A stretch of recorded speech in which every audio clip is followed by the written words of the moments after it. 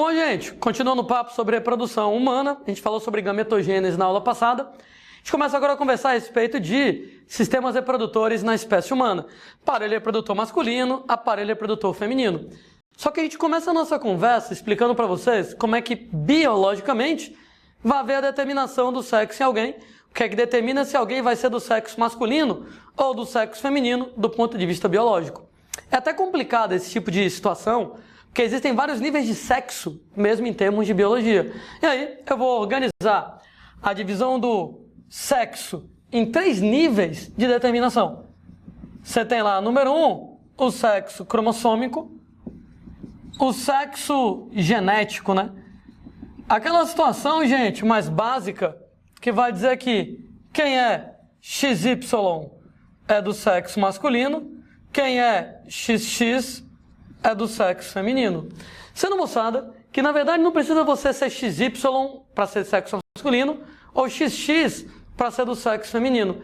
Na verdade, é assim, quem tiver cromossomo Y é do sexo masculino, quem não tiver cromossomo Y é do sexo feminino.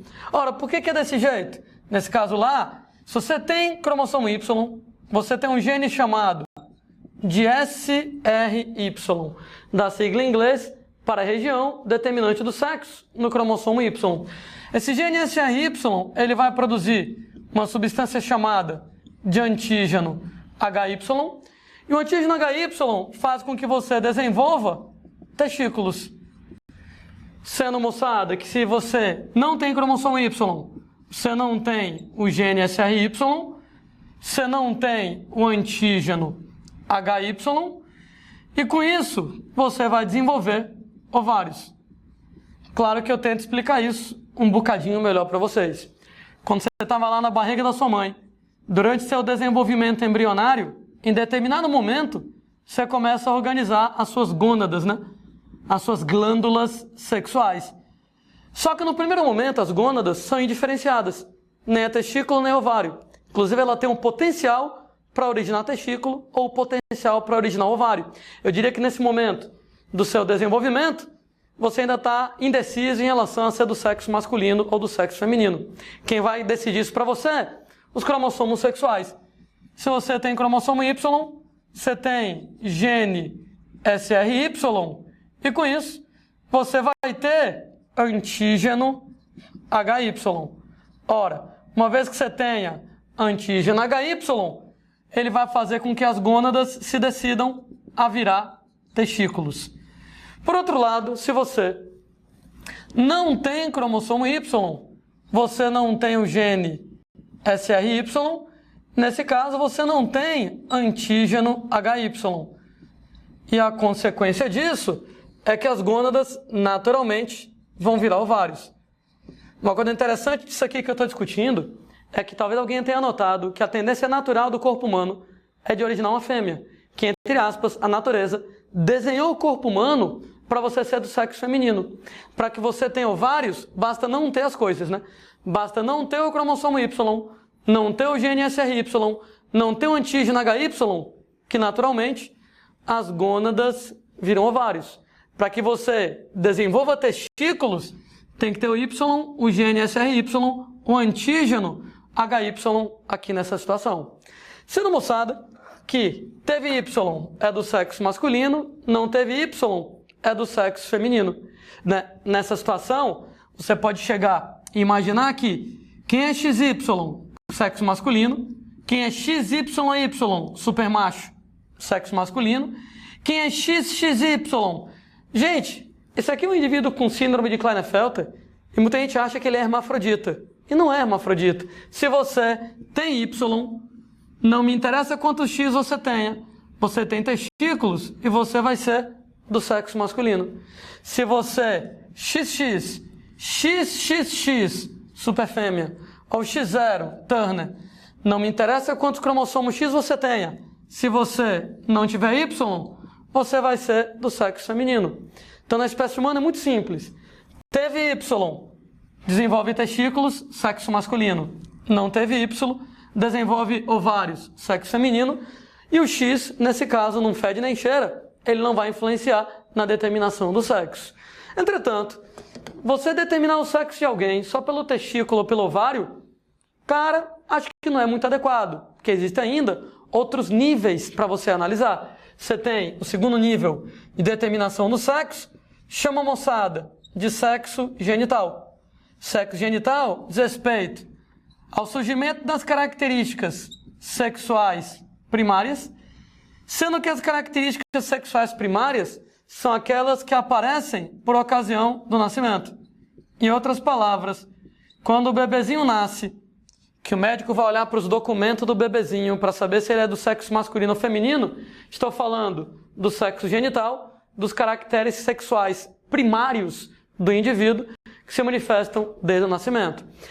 Em relação ao sexo genital, a brincadeira é mais ou menos assim.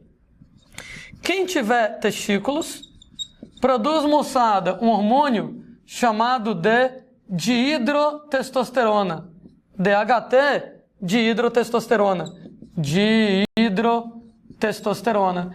E quem tiver o DHT, quem tiver a dihidrotestosterona, desenvolve caracteres sexuais primários masculinos. Quando a gente fala em caracteres sexuais primários masculinos, estou falando basicamente no surgimento do pênis e do saco escrotal. Mas, gente, se você tem ovários, no primeiro momento, moçada, estou falando por ocasião do nascimento, o ovário não faz porra nenhuma. O ovário, nesse momento, não produz nada. Na verdade, se você tem ovários, o que acontece é que você não vai ter DHT. Notem que não precisa você ter hormônio feminino. Basta não ter hormônio masculino, que você desenvolve características sexuais primárias femininas, ou seja, você desenvolve vulva, a genitália externa feminina, grandes lábios, pequenos lábios, clitóris, e você desenvolve vagina. Aquela história que eu estava comentando, que o corpo humano meio que foi desenhado para poder ser do sexo feminino. Então, para que você, nesse caso, tenha estruturas masculinas como pênis e escroto, tem que ter esse hormônio, DHT. Mas para você ter estruturas femininas, como vulva e vagina, não precisa ter hormônio feminino. Basta não ter hormônio masculino, que naturalmente, espontaneamente, você vai desenvolver vulva e vagina. Então, é aquela história que a gente estava comentando, né? Quando você fala, por exemplo, que o indivíduo ele apresenta testículos, por ocasião do nascimento, o amigo vai ter lá dihidrotestosterona, caracteres sexuais primários, pênis, saco escrotal. Por ocasião do nascimento, se você tem ovários, no primeiro momento seus ovários não produzem nada, o que interessa nesse momento é que você não tem dihidrotestosterona, e a falta de dihidrotestosterona faz com que você desenvolva vulva e vagina. Mas, gente, de novo, ter pênis, escroto, vulva e vagina ainda não é suficiente para eu dizer que alguém é do sexo masculino ou do sexo feminino.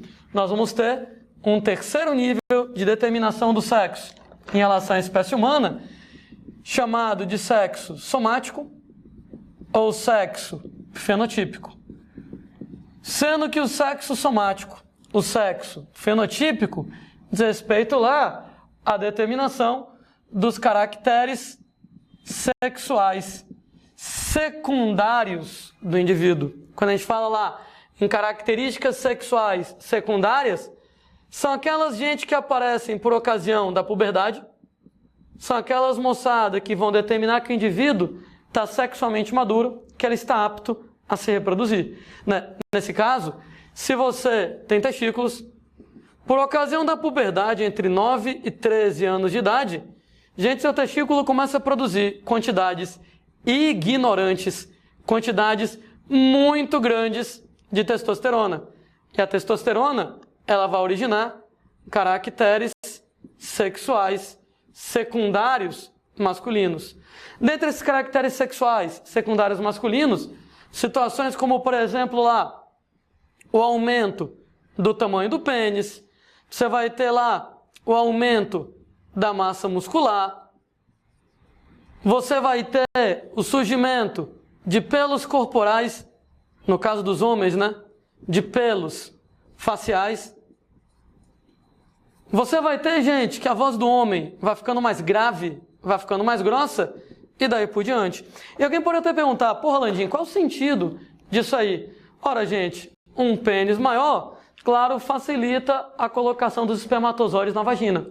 Mas as outras características são apenas para mostrar que o cara está sexualmente maduro e está apto a se reproduzir. Para mostrar, por exemplo, para as eventuais parceiras sexuais, né, para as fêmeas, que o cara, por exemplo, queria cortejar, que ele já é um homem que ele dá, de repente, apropriado, que de repente ele está com o corpo formado para poder, de repente, ser pai de alguém. Então, por exemplo, a voz mais grave, né, os pelos faciais, a barba. Pô, para que serve isso? Para mostrar que o cara está sexualmente maduro. Para mostrar para as meninas, eu sou um homem, né, sou um homem feito e tal, e aí, quer me pegar? Mais ou menos dentro desse esquema, né? O aumento de massa muscular, ou seja, mostrar que você está sexualmente maduro, mostrar que você está apto a se reproduzir. Nas meninas, moçada, que vão ter ovários, finalmente o ovário resolve trabalhar. Porque até a puberdade, até os 9, 13 anos de idade, ovário e porra nenhuma é a mesma coisa. Né? Até os 9, 13 anos de idade, o ovário não faz nada. Né? Entretanto, na puberdade, os ovários resolvem trabalhar. E eles vão agora produzir grandes quantidades de hormônios femininos. Você tem a progesterona e os estrógenos. Mas os estrógenos, principalmente, são os responsáveis por determinar os caracteres sexuais secundários femininos. Dentre os caracteres sexuais secundários femininos, é o caso, por exemplo, gente, do desenvolvimento de mamas, quadris mais largos, pelos pubianos. Beleza. Qual é o sentido de tudo isso? Do ponto de vista biológico, quando a mulher atinge a puberdade, ela está sexualmente madura, ela está pronta para se reproduzir. Então, por exemplo, pelos pubianos, para poder amortecer o impacto do ato sexual. Por exemplo, quadris mais largos. Quando a evolução deixou a espécie humana em pé, ela meio que sacaneou a gente, né? Ancestrais humanos de muito tempo atrás, milhões e milhões de anos, eles eram quadrúpedes. Mas quando você fica lá com a postura bípede, o quadril da gente fica muito estreito. E com o quadril da gente muito estreito, fica difícil de passar o cabeção do moleque na hora do parto. Né? Na bacia da mulher, né? Você tem lá um buraco no osso para o bebê passar. Mas o quadril humano ele é muito estreito e fica difícil do moleque passar. Notem que minha preocupação não é nem com o moleque passar pela vagina, né? A vagina é bem elástica, né? Dá para passar 10 moleque lá pela vagina, tudo bem, exagerei um pouquinho, mas dá para passar, gente, normalmente de boa, o moleque pela vagina. Preocupação nesse caso lá é pelos ossos da bacia. O hormônio feminino faz a mulher ficar com os quadris mais largos, né? Quartuda, né, e tal, fica lá com os quadris maiores, para exatamente, moçada, dar espaço para o cabeção do moleque sair na hora do parto. E mamas, né, gente? Claro, para poder amamentar o moleque. Né? E claro, para mostrar que a mulher está sexualmente madura. Então, nos humanos, sei lá, mais primitivos, por assim dizer, a mulher era considerada adulta quando ela tinha a primeira menstruação dela. Se ela tinha pelos pubianos, quadris largos, mamas, ela era considerada adulta e estava pronta para se reproduzir. Até hoje, várias tribos indígenas, primeira menstruação da menina, ela já é considerada adulta e já casa. Né? O que, sei lá, né, pode parecer estranho do ponto de vista social, né, pra gente hoje em dia, mas em muitas tribos isso é comum, né, sexualmente maduro, né, os caracteres sexuais secundários aqui na jogada. Quer dizer então que os testículos, né, por ocasião da puberdade, eles vão então produzir testosterona pra caramba, testosterona transbordando lá nos moleques, né, nesse caso lá, desenvolvendo caracteres sexuais secundários masculinos, e na puberdade os ovários finalmente resolvem trabalhar produzindo estrógenos, e nessa brincadeira os estrógenos originando os caracteres sexuais secundários femininos.